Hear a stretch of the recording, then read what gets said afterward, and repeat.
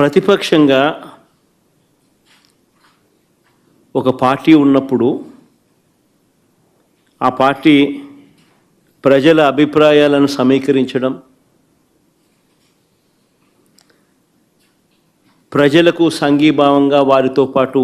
గొంతు కలపడం,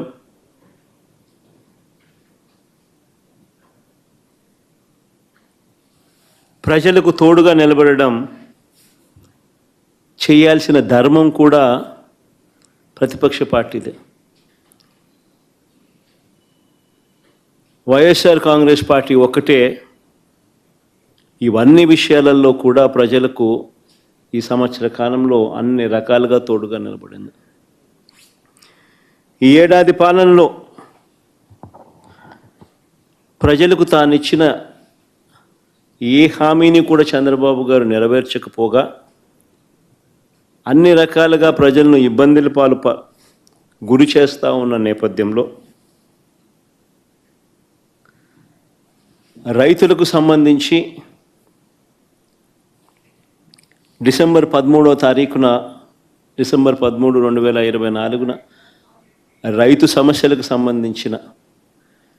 తాను ఎగరగొట్టిన రైతు భరోసా సొమ్మును డిమాండ్ చేస్తూ, రైతన్నలకు గిట్టుబాటు ధర రాని పరిస్థితిని రైతన్న తరపున లేవనెత్తుతూ, ఉచిత పంటల బీమాను తాను ఎత్తివేసిన పరిస్థితుల్లో తనను ప్రశ్నిస్తూ, సమయానికే ఇచ్చే ఇన్పుట్ సబ్సిడీని నీరుగార్చిన పరిస్థితుల్లో తనను ప్రశ్నిస్తూ రైతుల సమస్యల మీద డిసెంబర్ 13, 2024 అన్నదాతకు అండగా వైఎస్ఆర్సీపీ రాష్ట్ర వ్యాప్త ధర్నా కార్యక్రమానికి పిలుపునిచ్చి రైతులకు తోడుగా నిలబడింది. డిసెంబర్ 24 కరెంటు ఛార్జీల బాదుడుపై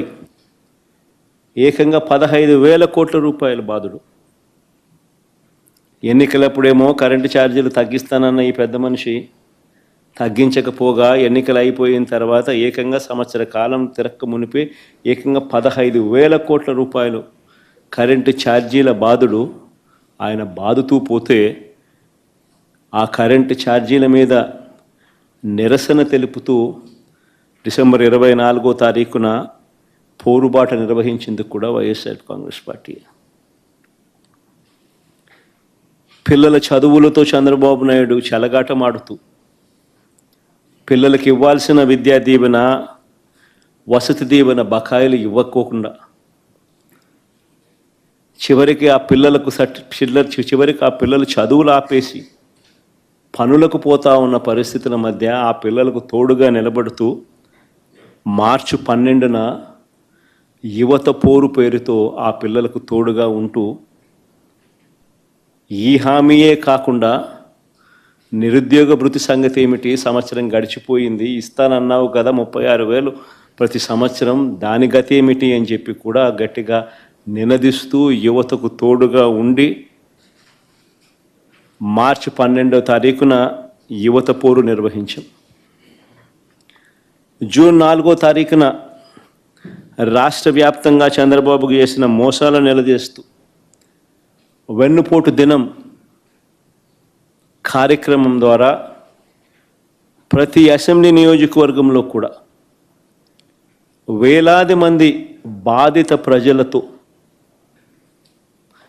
కలిసి చంద్రబాబు నాయుడు గారు ఎగ్గొట్టిన సూపర్ 6, సూపర్ 7 హామీలనన్నీ కూడా ఎత్తి చూపిస్తూ ఈ ఎగ్గొట్టిన ఈ బాకీల సంగతి ఏమిటి, మీరిచ్చిన బాండ్ల సంగతి ఏమిటి అని చెప్పి గట్టిగా నిలదీస్తూ జూన్ 4 వెన్నుపోటు దినం రాష్ట్ర వ్యాప్తంగా కూడా చేశాం. ఇప్పుడు కూడా ఓ బృహత్తర ప్రణాళిక తీసుకుని రాష్ట్ర వ్యాప్తంగా కూడా రీకాలింగ్ చంద్రబాబుస్ మేనిఫెస్టో అన్న పేరుతో బాబు ష్యూరిటీ, మోసం గ్యారంటీ అన్న నినాదంతో చంద్రబాబు నాయుడు గారు చేసిన మోసం